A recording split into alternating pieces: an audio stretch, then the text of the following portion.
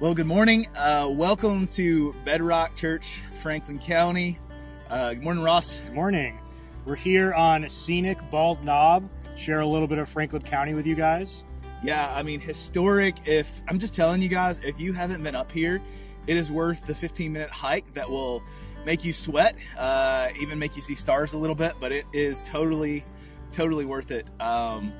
We had this idea that we were going to try to jump around to different places in our community and try to shoot these videos to at least help a little bit feel like you're out in the community. And so yeah, welcome to our living room this morning.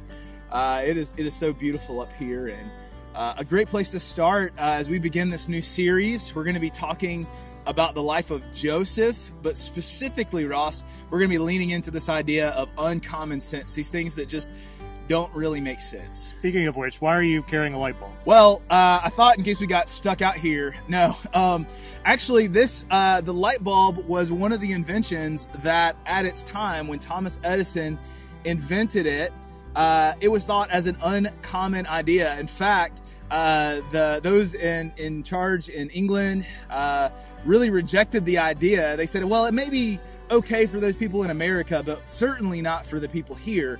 And I just think about how common a light bulb is today. Yeah, it panicked people when it came out. They were worried about the whale oil industry and that all those people were going to lose their jobs and it would never catch on. Yeah, and you were telling me a pretty interesting story this morning on the way up here. Yeah, so when they first installed light bulbs in the White House, President Benjamin Harrison was so terrified that he was going to get electrocuted, he actually hired a servant to follow him around the White House and turn the lights on and off for him. Wow, can you imagine? Like if that was the whole thing today to use a light bulb, that's pretty wild. And in the same way, we're going to bring the conversation around sometimes things in our lives that seem so uncommon. Ultimately, God is doing something really huge in those moments, and we just kind of miss that. And so what we want to do right now, we know one of the biggest parts of our Sunday gatherings that you guys are missing is that interaction with one another. We feel it, you feel it. And so what we want to do is just give each other about 5 minutes to break up into our smaller groups. And we just want you guys to discuss first just the highs and lows for your week. What's been going on with you since we gathered last Easter Sunday? What's been happening? And then Ross, there's another question we want them to talk about. Yeah, so spend some time thinking about this idea of uncommon sense and talk about, was there ever a time when a situation didn't seem to make sense, but later worked out in a way that was positive? So talk about that. Yeah, you guys talk about that, and then we'll be back with you in about 5 minutes.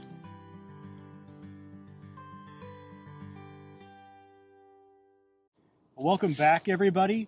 We hope you had a good conversation.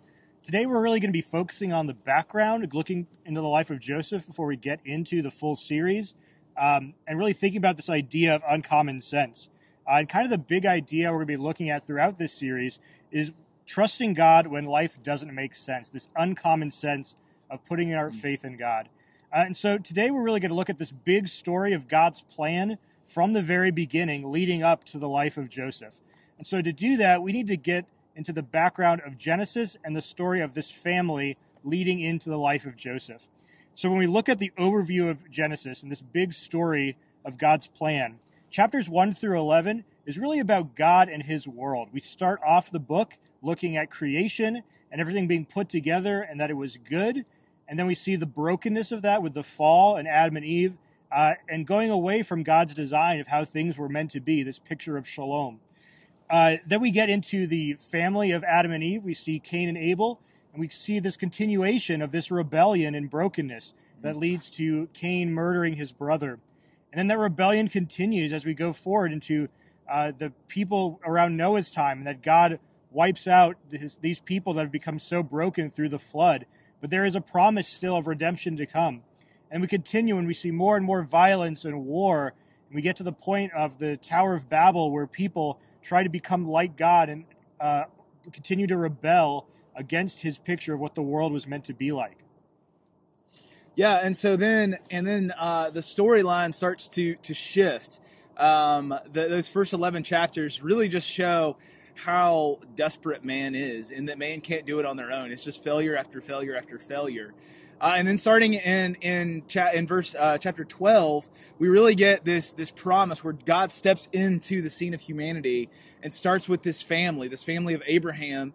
And it's this story of rescue and restoration that God is working, beginning with this family and then ultimately trickling to all of mankind. And that's really the rest of the book of Genesis, from chapters 12 through 50, is just this God's redemptive plan kind of working out in the life of this family and then out to the nations. And Ross, that's a really, really huge part of this Genesis narrative. So will you just take us on a little bit deeper of a dive into this family? I think they're called the patriarchs. Yeah. Right? Give us a little bit more of the history behind that, some of the things we need to know to set up Joseph as we begin next week talking about his life. Yeah, so it really comes down to this word patriarchy, which has such a negative view in our world today because of how broken and corrupted the idea and the system became. But at its core, at its very beginning, it was about a family, and it was about a father fulfilling that role that he was called to as a patriarch, as the head of that family. And so the idea of the patriarch is that they are the head of the family, that they govern, in a sense, this small nation, which is the wife and the children and the grandchildren that are living with them in that space. That the goal of the patriarch is to bring more and more people into the family, into the father's house, which is the Hebrew is the Be'ab, or the father's house. And it includes not just the immediate family, but anybody they can get, anybody that are considered outsiders, people like widows and orphans, people that don't have family, are to be brought into the family under the father's care, and that he would take care of everybody that's brought in. And that all these generations of people would ultimately live together under the father's house in what's called an insula, where we get our word for insulated, everybody together in this one house. And they would just add on rooms and add on places. In the earliest parts where we're going to be looking, it's more of a tent and adding on more tents. But everybody would be living together and all would be provided for. And that is the picture that God sets up with these patriarchs. And that is such a picture of what God wants to do in his world, is to bring in the outsiders, bring in everybody into this family, and have everybody live together in community and be provided for by the family. And so God looks for someone that he can share this picture with that will be an example to the rest of the world in this brokenness. Does he find anybody? He does. He ends up finding a guy named Abraham. And so part of this system, which Abraham will encounter, also includes the idea of inheritance, that it's passed on from father to son, that the father gives it to his son, but in turn, the son carries on the work of the father and continues to care for him in his old age. And part of that also means passing on his name as well, that you carry on the name of your father, and people would be introduced as son of so-and-so, carrying on the father's name. And here's our weekly Lord of the Rings reference, but the same things we see in those fantasy realms as well. Like in The Hobbit, you have Thorin Oakenshield, but he's really known whenever he's introduced in the series as Thorin, son of Thrain, son of Thror, the one who lives under the mountain. And it's the authority and power is given by his ancestor's name and by the father's name is what gives him the authority to the same things that his father and grandfather did. And so then we get to Abraham, the system of the patriarch. And ultimately, these three things of being a nation, of having an inheritance, and having a name are what God promises him also. So in a sense, God is the patriarch of Abraham and is passing on this stuff to him. And so that's where we pick up in chapter 12, is that God gives Abraham this promise of these three things. So I want to read that passage with you guys now. So in Genesis chapter 12, starting in verse 1, it says, "Now the Lord said to Abram, 'Go from your country and your kindred and your father's house to the land that I will show you. And I will make you," here are the three things, "a great nation, and I will bless you, and I will make your name great, so that you will be a blessing. I will bless those who bless you, and him who dishonors you I will curse. And in you all the families of the earth shall be blessed." So Abram is already on this path toward becoming this patriarch of this new family. Now he's located in Ur, which is down in Mesopotamia near the city-states of Sumer, which is where most historians and archaeologists believe civilization really begins. And he is called out of that, away from everybody else, to go to a new place where he's going to begin this family that's going to be separate, yet influence the rest of the world. So he moves from Ur north, out of Mesopotamia, toward the land that is called Canaan. And we already see that Abram is beginning to understand this concept of patriarchy because he does some things that look like what a patriarch should do. He invites these dinner guests in chapter 18 that turn out to be either angels or God himself, and he has brought in these outside guests, and he has this great gift of hospitality that he brings them into. We also see that God begins to talk to him about this idea of being a nation, that if you number the stars, that these will be your descendants, these will be the people that will be yours. We also see blessing begin to happen in Abram's life as he follows this new command of God. We see he's introduced to a guy named King Melchizedek in chapter 14, and is said he's given a blessing by this guy. So not only does God bless him, but this king of this area blesses him as well. As a kind of a sidebar, this is kind of a cool reference, because the writer in Hebrews will say that Jesus was of the priestly line of the order of Melchizedek. So in a sense, we see God's hand in this, that he is blessed in the same way Jesus is blessed as the order of Melchizedek. In chapter 15, God continues this covenant with Abraham, saying, "I will make you a people, I will give you this blessing." And there's a really cool story we don't have time to go into a lot of, but there's this covenant where they divide animals in half as a sacrifice. And part of the covenant is that both parties would walk through this, symbolically saying, if I break this covenant, then this should happen to me. That if Abraham doesn't keep up the deal of being God's people and following devotedly to God, then this will happen to him. And he's terrified of that. And the coolest part of that story is that God walks through twice. He sends a smoking fire pot and then a flaming torch through the covenant, saying, no matter what, I will take the punishment if this is broken, if you fall away from me and are not my people anymore. So we see the blessing and the nation of Abraham put together here. And the third part that God promises is a new name. And we see that with Abram. God changes his name to Abraham. So in chapter 12, Abram originally means just exalted father as the patriarch. But now God promises him, you will be called Abraham, which means father of many. That it won't just be this family, but there's a promise that it will extend beyond. And so Abram's given this promise, becomes Abraham, and he begins the work of being the patriarch. But he doesn't have any sons. So God promises him a son to start with, and that will multiply. And then he gives him a son named Isaac. And God sees that this has the potential to be a problem, and so he puts him to a test. He goes through a trial about his son Isaac. That Isaac would be the one that would pass on this blessing and nation and name. But he wants to make sure that Abraham's going to trust God, that he's the one that's going to do it, not through Abraham's power. See, Abraham had a problem. He had a constant reputation of doing the wrong thing in that way, that he would constantly try to do it himself, whether that be through lying about Sarah being his wife twice in Genesis chapter 12 and 20, two different leaders who he thought were going to hurt him. So he offers him his wife, saying, no, it's just my sister, because he didn't trust God to provide. Yep. Or another time where he couldn't get a child, and so he tries to have a child through another woman named Hagar, because he didn't trust God's timing. So God wants to make sure that Abraham isn't going to try and do this himself. He's going to trust God's provision. And so he calls him to sacrifice Isaac.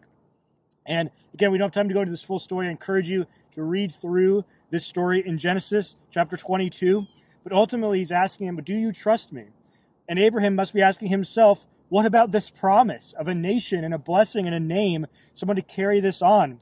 But ultimately, he is faithful, and he trusts God to do what he promises to do. And God intervenes and stops the sacrifice of Isaac, and more importantly, provides a way out, provides another sacrificial animal in the place of Isaac, of his people. It's a pretty cool part of the story. Yeah, it's such a great picture of what's to come through the line of Jesus, of offering a sacrificial lamb in replacement of his people.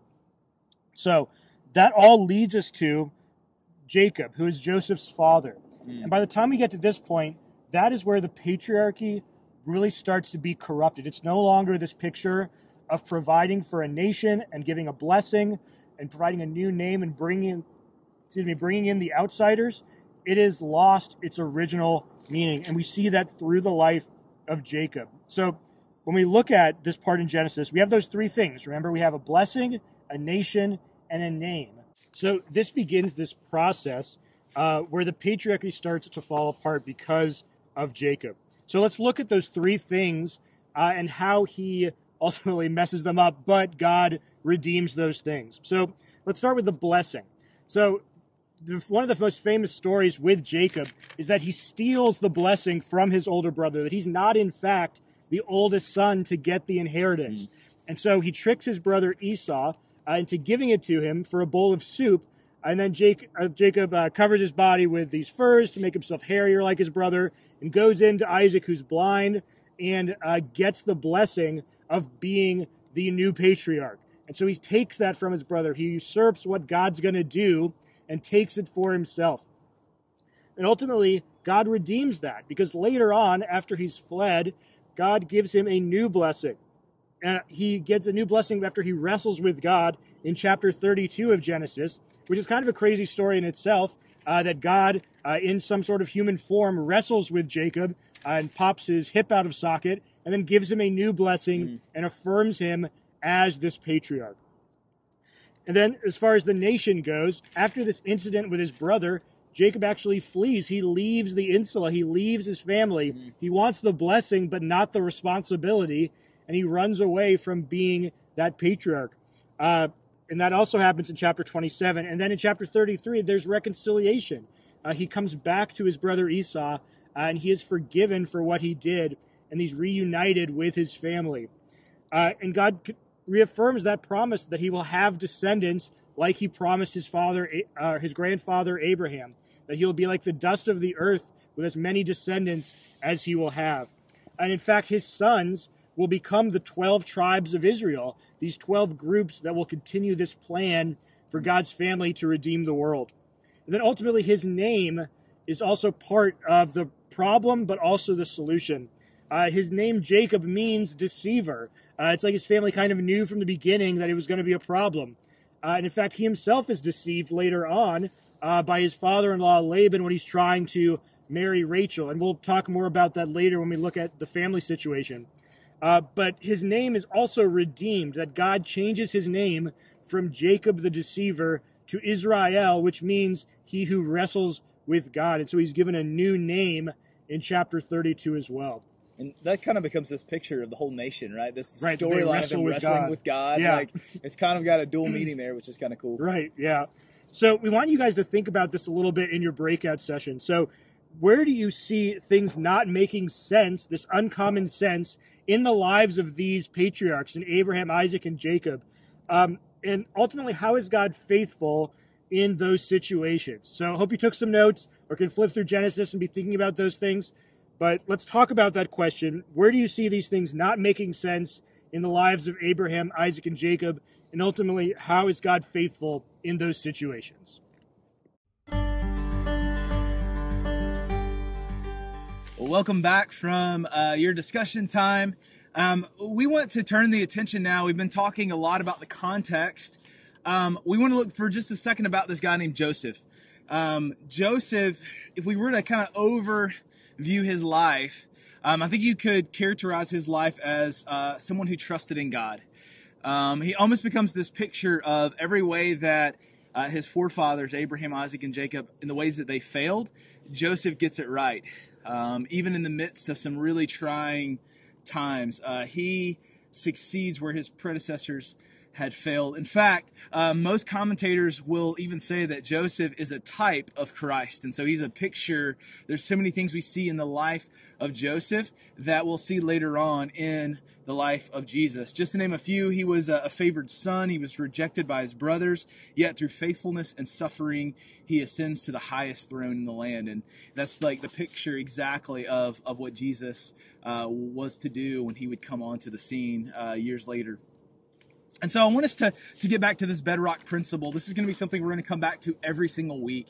As Ross mentioned earlier, our principle for this series is trusting God when life doesn't make sense. And I can see no better place that we see that than in the life of Joseph. As we mentioned earlier, there's so many moments in Joseph's life where things happen that just don't make sense. His life is really a picture and a testimony to this principle. As we just casually think through his story, and we'll get into these each week more specifically, but Joseph was betrayed by those that were supposed to be the closest to him. Joseph was accused and convicted of a crime he didn't commit. And Joseph was pretty much forgotten by anybody he trusted. And yet in the midst of all of that, what I love, and which is probably the key passage for the entire story of Joseph, we get in chapter 50, verse 20. Joseph says this: his brothers are coming and they're begging for forgiveness. And Joseph's reply to them was, "As for you meant evil against me, but God meant it for good." And it's just this perspective that sometimes things in life, they seem uncommon. They seem like I don't understand why this is going on, why this is happening. But yet God is sometimes, and most times, moving in the midst of those things, even when we can't see what's happening. And so really, I guess the question that comes to our mind today, like specifically as we walk away, as we kind of prepare for this study, is how do you trust God when life doesn't make sense, right? I mean, that's really the question. And in order to do that, we have to think through, what does it really mean to trust God? So I want to kind of address this in two different ways. First of all, what does it mean to trust God? And I think the first principle we need to understand is, in order to trust God, you have to know him, right? Like you're not going to trust somebody that you don't know. I was thinking about this as it relates to my kids. You know, it's like, I'll give you two scenarios. On the one hand, I have my mom. I've known her my entire life. And so when my mom watches my kids, which she does very gratefully, very often for us, I have no worry or no fear what's going to happen. I trust her. I know that she's going to look out for the kids, and I can stay at rest knowing that she has my kids. Now imagine that, it was just a normal day, and we get a knock on the door, and somebody shows up and says, "Hey, I realize you got a lot of kids hanging out at your house, and I'd love to just help you and your wife out. I know you don't know us, but you can trust us. We would love to just take your kids for like 3 days. I'll give you my address. I'll let you know where we live. I'm a really trustworthy person. We'd love to just take your kids." I'm not going to trust that person because I don't know them. And I feel like a lot of times that's how it is for us with God. We don't understand what God is doing in the midst of situations. But part of the reason is we can't trust him is because we don't know him. We don't know. We haven't invested. We haven't spent time getting to know him. I love what Psalm chapter 9 verse 4 says. It says, "And those who know your name put their trust in you. For you, O Lord, have not forsaken those who seek you." It's this idea that in order to trust God, you have to know him. We have to know him. And the only way we know him is by spending time with him. This is very different than us just going to church or sitting through a service or even watching a video message or a podcast. We're talking about truly getting to know him, truly getting into his word, truly trusting God in our lives. We have to realize that there are no good alternatives, right? Ourselves and our culture is going to let us down every time. I love what Proverbs chapter 3 verse 5 says. It says, "Trust in the Lord with all your heart and do not lean on your own understanding."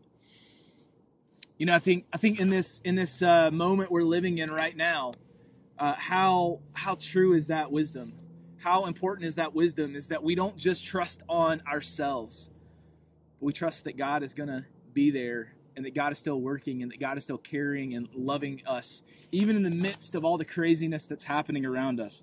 We're going to explore more of that in this series, in this time together. But also we must know that he is good and trustworthy. God tells us in places like Numbers and even in Hebrews that God doesn't change. God is the same. He's not like humanity. He doesn't change. And because of that, he can be trusted. We can trust what God says. We can trust that God is good. I love how the old preacher Charles Spurgeon said it this way. He said, God is too good to be unkind. He is too wise to be mistaken. And when we cannot trace his hands, we must trust his heart.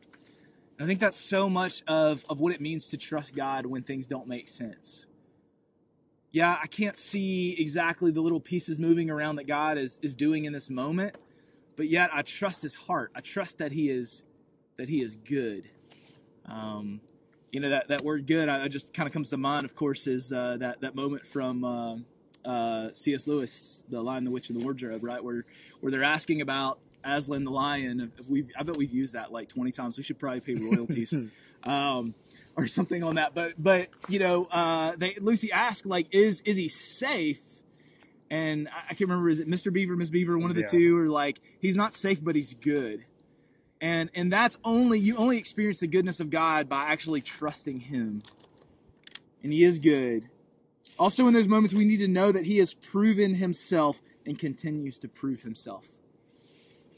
I think of the words that Paul writes in Ephesians chapter 2, verses 4 and 5. When we think about our condition, as we go back to that story about our lives and our condition, Paul says this, but God, being rich in mercy, because of his great love which he loved us, even when we were dead in our trespasses and sin, made us alive together with Christ.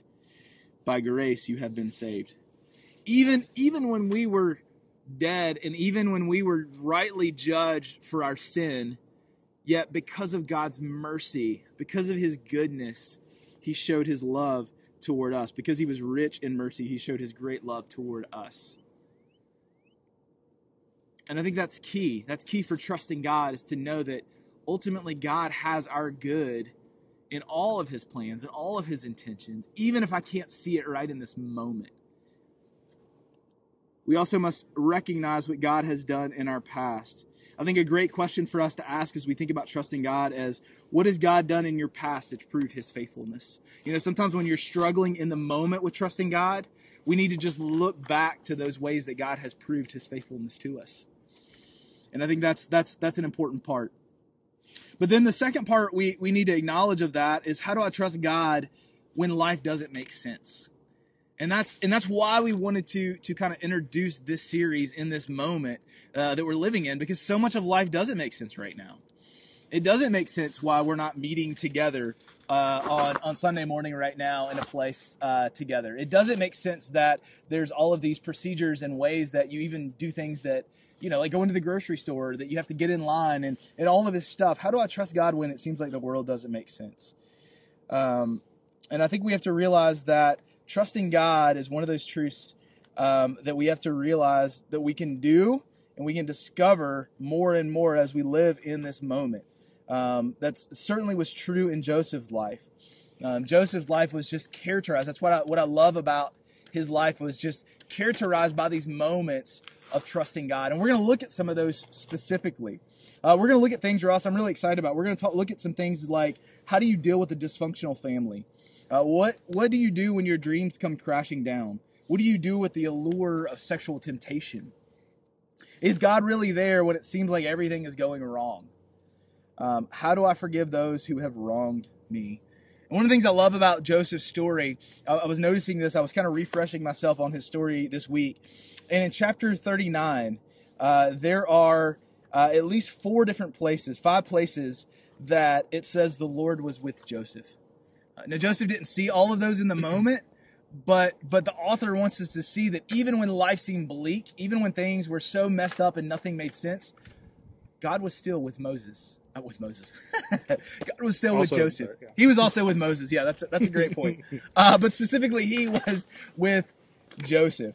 And that's important for us to realize that. Sometimes I can't see what God is doing in this moment, but yet am I going to choose to trust him? And before we trust him, do I truly know him? This week, we want you to practice this. We want to continue this idea of practicing what it means to trust God. And so our practice this week is going to be to take some time and to meditate, to ask yourself, do you truly know God? I think that's an important question we all need to ask. I think in our culture, in our world, for myself specifically, if you've grown up in the church, it's easy to rely on information about God. It's easy to rely on facts you've heard from other people about God. Even from your pastor, from your preacher, from your parents, from whoever that may be, from friends. But do you actually know God? We're never going to have the trust in God that we need if we don't actually know him for ourselves. And I think that's the challenge. That's the challenge this week, is to take some self-reflection before we enter into looking at the life of Joseph and how do we trust God when life doesn't make sense. We need to first ask ourselves, do we truly trust him? And so that's the challenge we want to push you guys in this week. Do you trust him? Do you know him? What is your knowledge of God based on? Is it based on other people, or is it based on your time in his word? Your time building a relationship with him. And we want to encourage you to do that this week. How cool would it be? I mean, maybe find a place like this. That's one thing we were talking about on the hike up here. Like, this is a great place to come up and do some devotion, to kind of cut out the noise of the world and just to kind of get away and to hear from God. How cool would it be if you just took some time to do that this week? But right now, as we end our time together, we want to end that with some discussion, with one last time for you to discuss a question. So what we want to ask is, in what areas in your life do you struggle to trust God? So we're going to see that Joseph, in many ways, trusted God. He had opportunities and he trusted God. Ross, as you were talking about earlier, the patriarchs, they really didn't. They really missed the mark of trusting God. And for us, I think we need to ask that question too. There's so many areas of life.